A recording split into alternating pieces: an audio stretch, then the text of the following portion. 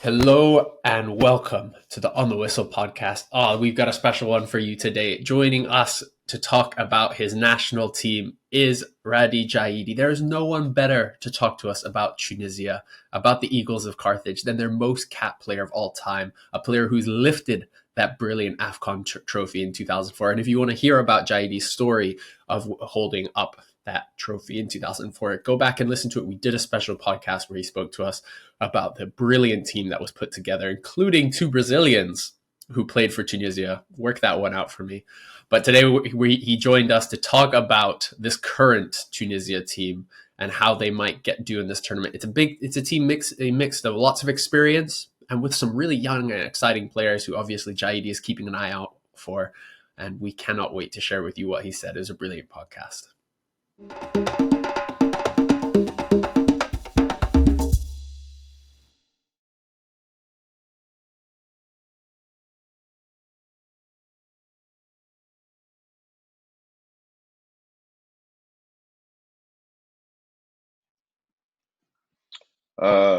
I think obviously I personally always positive about Tunisia national team, and then the players that we have now in the national team. We have a good quality young group of players, very positive. I think they can achieve some of the values like togetherness. Um, um, the only downside it's their lack of experience. Of course, they have some of them who played the previous AFCON and then they played the World Cup, which is great. But still, if you compare it to 2004, the level of experience is still not there yet. But also, why I'm saying this, because most of the players we have now, they're binational. Obviously, they're born in Europe and they compete in Europe, and they don't know you know the the African sub-Saharan countries. So they need to feel and they need to get used to this. So they need a period of adaptation, and that period of adaptation um, you need to give it to them for them to be able, to perform. So that will take a little bit of time.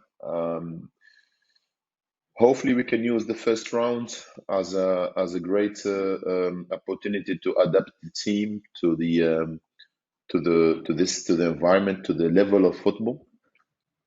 But then we still in this first round we had some good challenges. We're playing against Namibia, who's a team who got qualified second time in a row now in AFCON, and this shows the development in Namibia football, at least the national team level, but also and the strategy of development behind that.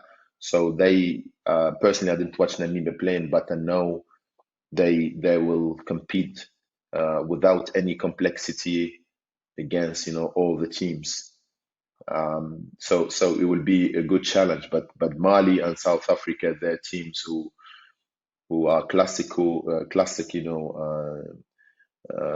big teams who will try to go as far as possible as well, same as Tunisia. So I think this is probably one of the hardest AFCON, since couple of years, because all the teams you look at in all the groups, you say, he has a chance, and oh, these guys have a chance. Oh, these guys they have a bigger chance, and even there you go, up to the top. You say, okay, Morocco made the semi-final in the World Cup. You have Ivory Coast who hosting the AFCON, and they have a good team. And then you go to Senegal, who's they try to keep the title, and then you go, oh, you have Algeria, you have Egypt, and then you have Morocco. As I mentioned Morocco, then you have Ghana, Cameroon, Tunisia. So it's gonna be very very interesting AFCON, and I wish for Tunisia. Obviously, I don't know. I don't have any idea how far Tunisia gonna go, but I know Tunisia will always there, despite independently of the level and of the difficulty of the AFCON. Tunisia were always proved through the generation, through the years, that we always finish in the quarter final and probably semi final, why not the final? And now if we know we do the final, then we win it. But for the moment, we need to take it step by step. I think we need to make it, in our group, which is not going to be easy. You have Mali and South Africa, which is we need to beat one of them at least, and then one of them need to have bad result against the other one for us to be able, to go to the knockout stage, and then from there we're gonna make it as high as possible. I mean, you guys must be like sick of playing Mali, because I think this is what, the third AFCON in a row where you're in the group stage. It's just not nonstop, always Mali, Mali. Yeah, And yeah, of yeah. course, in the last AFCON was obviously that famous game in the last AFCON where referee Jenny Sakazwe blew for full time at 86th minute when you guys were 1-0 down and chasing, and then he blew it again in the 90th Yeah. minute, like on the dot, no extra time. And I guess I want to ask you quickly on that. Obviously last AFCON was an interesting one for Tunisia, because you really struggled in the group, coming behind both Mali and Gambia, but then beat Nigeria, who probably at that point looking like the best team. They'd beaten Egypt, thrashed, I think it was Guinea-Bissau, and beat Sudan. And then you go out in the next round kind of honorably. But you're talking about having this kind of mentality of togetherness and unity. What does, I guess, something like that, where you have something so freakish and like out of just so unexpected, like a referee blowing up early and denying you a win, and at one point where the federation was threatening to leave the tournament, and it just all that chaos, how does that affect a team in terms of actually playing on the game? Like, I don't know if you can put yourself in their shoes, but how do you even respond to something that's just so crazy like that? Yeah, look, these, first of all, that's why I'm saying, players lack an experience, Yeah. because if you know the continent well, you won't be surprised of this kind of aspects, because playing in the African Champions League or playing in other tournaments in Africa, it's an adventure, and then you will have all this sort of challenges get thrown on you, and then you have to respond positively because you want to obviously win the games. um, but it was a strange behavior from the referee that time. Obviously, we have a famous picture of Mondir Kbair, the head coach. He was like this, with his Hmm. face, and it made me a bit laugh, the picture, Yeah. because that's explained everything about the situation. And again, the last versions of the AFCON, Tunisia found it difficult, to start the tournament. But then, as I said, gradually we improve, we progress, and then we make it to the knockout stages, and then we go up there. And this has explained itself, I think. Explained, as I said, one of the thing is the players' adaptability and players' integration, or players, experience to this tournament. Um, a struggle to the first couple of games, and then suddenly against Nigeria, we uh, we had a great performance, and then we go through.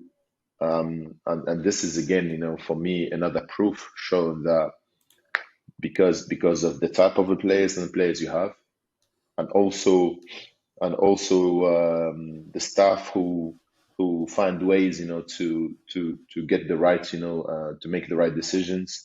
The combination between them two allow us, to express ourselves the right way. That's why I always feel that um, the best maybe advice I give to the federation to prepare the tournament is always be early there. Be early Mm. there, get used to the environment outside the pitch, and then get used to the pitches, the grass, and then all around. Let the players, get used to the environment, get the players, feel, and then adjust to it, and then boom, you're ready, to go straight peak performance, from game one.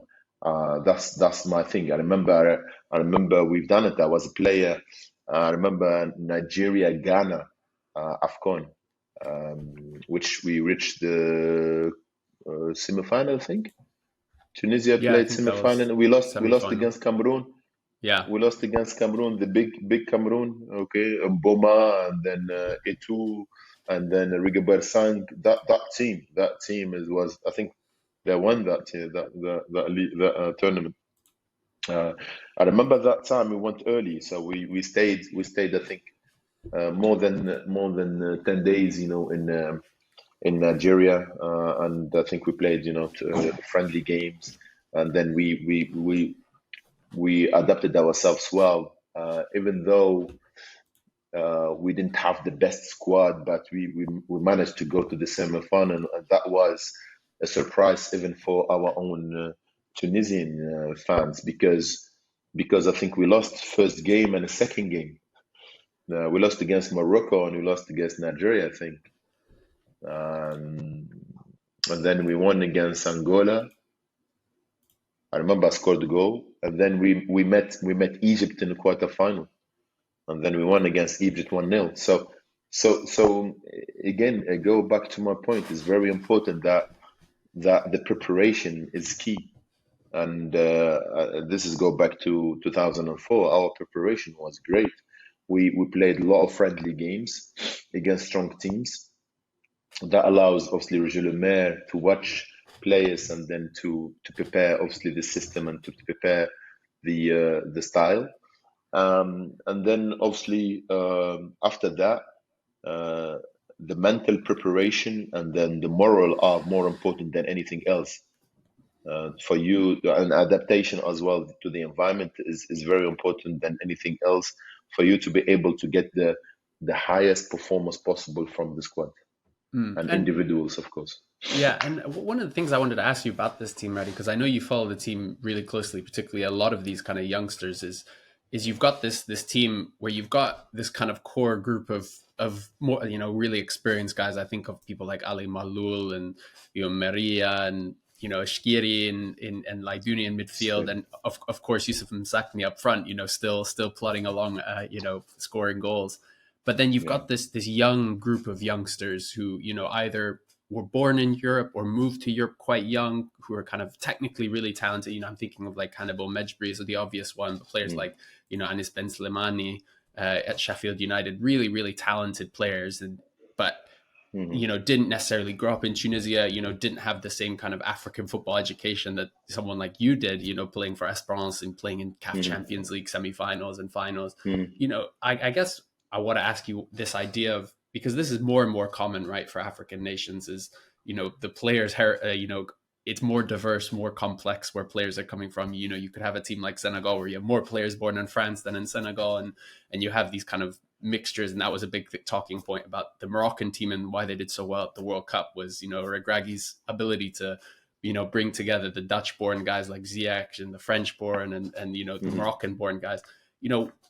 What is your opinions on people from who are born abroad coming back to play for a country like Tunisia, particularly one as so proud as Tunisia, has such a strong history, and mixing with players like yourself who are, born and raised in Tunisia. What are your thoughts on that?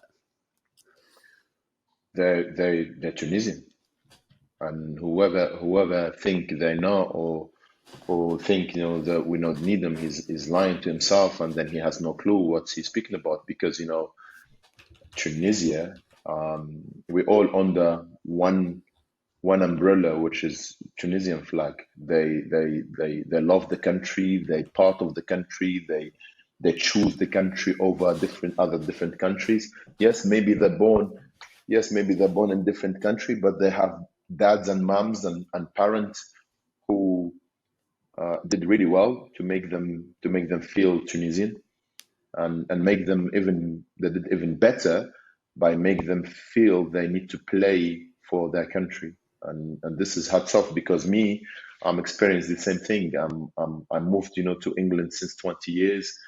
My wife is Tunisian, but my kids are all born in England, except Zainab, my daughter, my eldest daughter. She's born in Tunisia, but she raised in England. Yeah. So so but my other two kids, they're born in England, and then I can't feel at any point on in my parenting make them feel English. I can't, because I always refer back to Tunisia. I always refer back, to our origins. I even restrict them to speak, Arabic at home, at least, which keep the connection and keep, the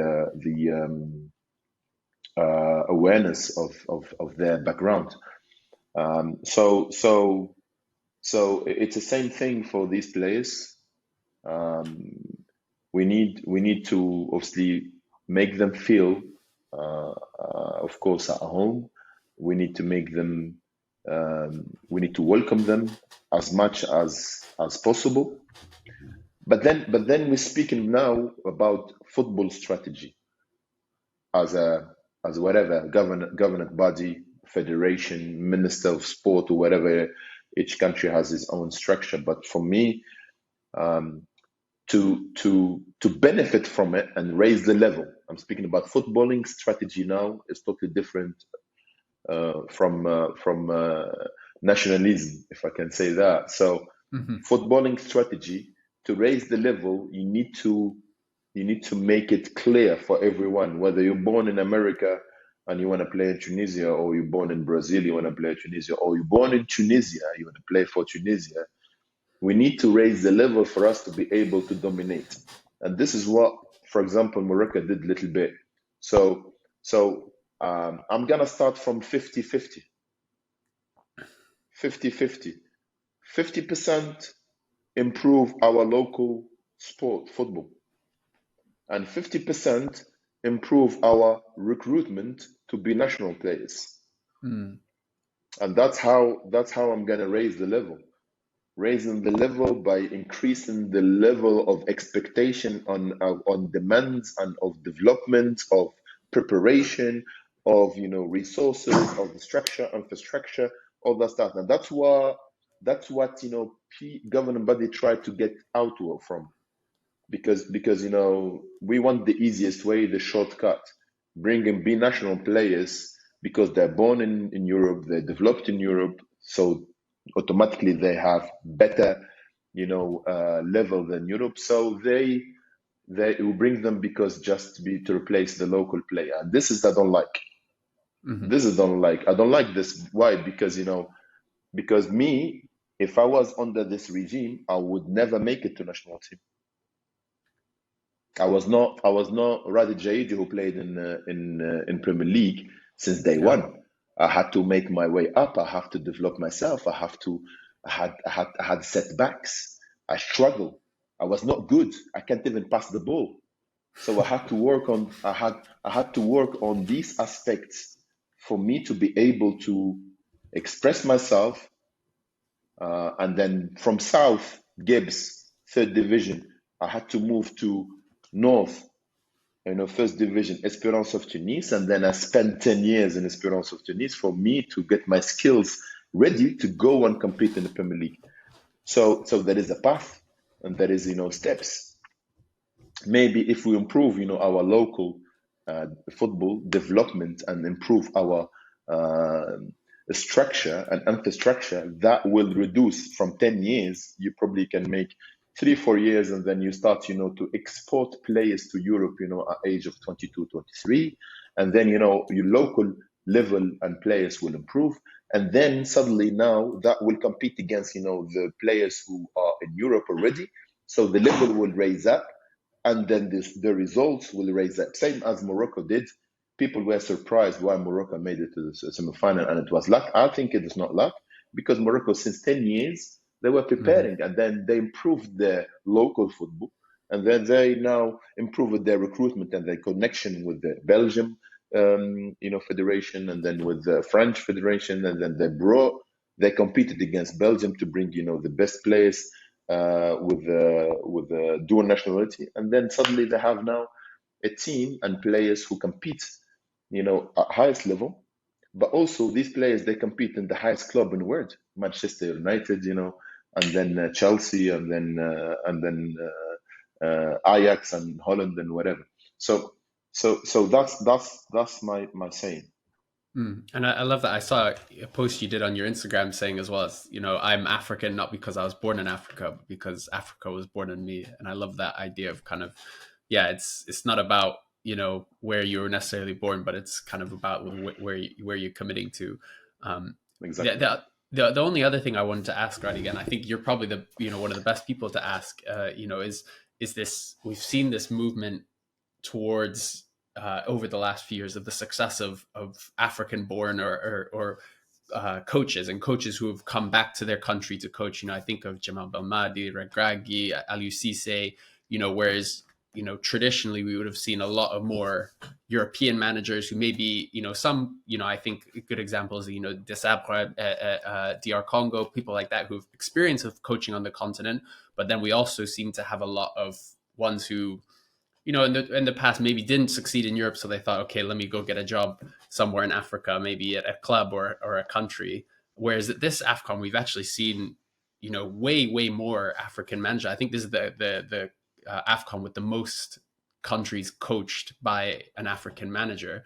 And I just wanted to get your kind of sense on how important that is, as well as, we're not just developing talent, not just developing players on the pitch, but also being able to develop whatever means it is, locally or bringing in people like Regragui who came back to Morocco, starting to developing, coaching and the infrastructure around coaches.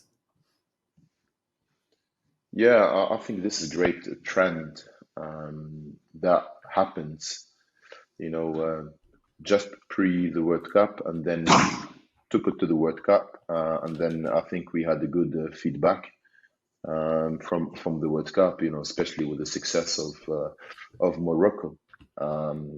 And then why I said is a good trend, because a part of Morocco who decided the last minute, obviously, to bring Regragui to the national team. I don't know in the background if Regragui was, really linked to the national team before that. I know he was in Wydad, and then he had a good success in Wydad. But then I know they got him last minute into the World Cup, and then he did what he did, which is great. The only team I think who had a local coach teams that before the World Cup and for a good period, Senegal, Cisse, and then Tunisia. We had Mondrik Bayer, Tunisian local coach, and then and Rigobert Song as well, and then Cameroon, Rigobert Song, and then I go back to Senegal, because Senegal has success before that, before the World Cup. They won the AFCON with Aliou Cisse, which is great, because what Senegal did, it was a strategy. It's not like a normal classic, not normal. It's not like the full cycle, if I can say, developing cycle. It's a former players who got given the responsibility to raise the level of football, and then they succeed. So you look at Senegal, they have El Hadj Diouf, who's more on a political aspect of the game. And then you have, other players like Kalilou Fatiga, and then obviously other players who are, protecting and then supporting Cisse, who's on a tactical responsibility. And then altogether, they raise up the level of football, but also with the quality and the resources they have. They have some good quality. Obviously, Sadio Mane probably is on the top, but the quality of the Senegal, even in youth level, they have a huge quality. So that meets each other's, and then they had a success. And that could be a strategy, and then it's a successful strategy. As long as it's a success, you Hmm. can't say it's not a strategy, it's not a plan. But now what is interesting is the Moroccan strategy to develop coaches. Morocco, despite other aspects from structure, infrastructure, from the government body, and then improving the quality of the teams, and then the league, and then the national team, and then they're building the Mohammed Kham Center is one of the best in the world, and then all that stuff. They hosted the CAF Pro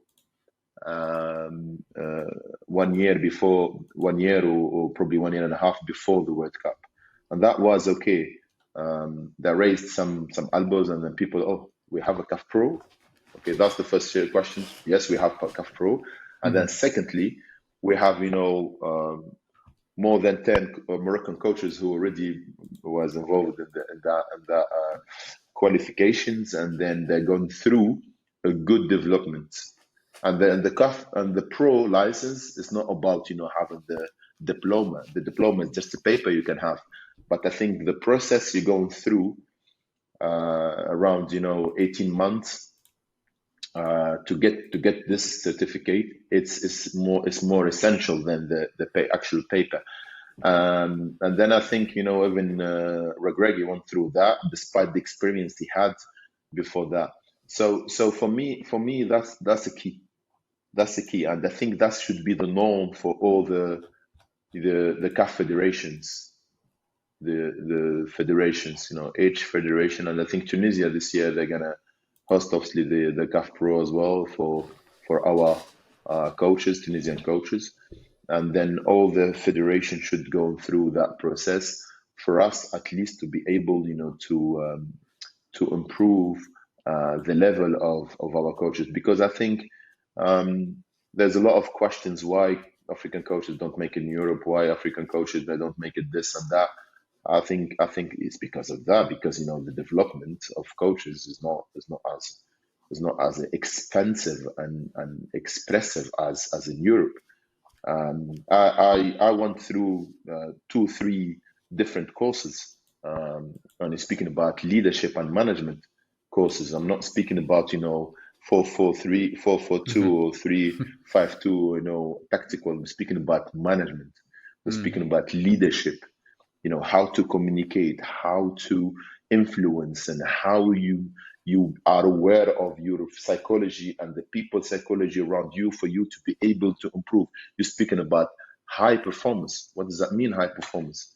What does that mean, performance? We don't know even performance yet, in the meaning of the performance, in Africa, which is something, that again, big question mark for me. So Europe speaking about the high performance and then consistent high performance. So you can perform at your highest, and then consistently. How you keep that as a professional, whether you outside the square or you inside the square. So Hmm. these are the aspects that coaches need to know, and then they go through, and then each coach after that he can choose, his path, and then his philosophy and his way of thinking. So the World Cup give us a great opportunity, and give us a good trend, and good awareness, to say, okay, the local coaches, they are as clever and as effective as many other coach. Okay, let's give them, or us, if I put myself there, let's give us the right platform, support and platform for us to perform at our highest. I think this is what I think the CAF Federation should think of, and I think they started. The work has been ongoing now. As I said, I was lucky. I was invited for the AFCON draw, and then I had a lot of discussion with my brother Anthony Bafoe of Ghana. Hmm. He's a really good man who working, for the benefit of the African continent in general, especially, try to improve, these kind of aspects, from structure, administration structure, from players and former players, alleged, support and all that stuff. And then we're still in touch, and I think this is a big task, for us all as a former players, for us to be able, to help the football, because always football go back to football players in general. Absolutely, Radhi. Thank you so much, and you've been so generous with your time. We always finish these preview podcasts with a quick fire round of questions. So I'm just going to give you two or three questions that I'm looking for quick answers. So for you coming into this AFCON 2023, who is Tunisia's most important player, the team? Youthful second. Mm-hmm. Okay. Exactly. And then we've talked a lot about some of the youngsters who are potentially being in the team. Who is the one youngster that you think we need to all be watching out for at the AFCON? I think there is two key players for us. I'm saying three. You have Muhammad Ali bin Ramadan, you have Hanabab al Majbri, and you have Talbi, who's a centre back. Mm-hmm. Okay, and then how far? I need a prediction. How far do you think Tunisia will make it this AFCON? I wish Tunisia will make it at least to the semi-final. Semi-final. Okay. And then if Tunisia don't win the tournament, who is your prediction for the team that will win it? Oh, this is a difficult one. It's a tough one. I'd say Morocco, the obvious Morocco. one. Mm-hmm. And then who is going to be the top scorer at the AFCON? Who's your prediction for top scorer? Oh, wow.